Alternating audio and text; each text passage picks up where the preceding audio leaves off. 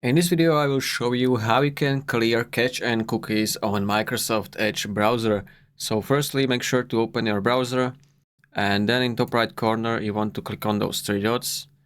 And then from the drop down, select settings. And now in the settings, you want to look for privacy, search, and services on the left side. From here, clear browsing data. And now you just want to choose what you want to clear.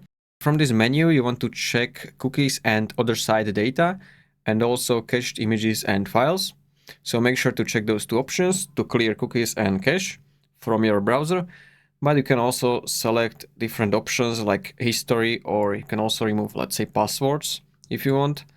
And then you just want to select time range for which you want to remove all your data. So you can select all time or maybe last hour. So make sure to select your time range and then just click clear now, and this will remove your cookies and your cache.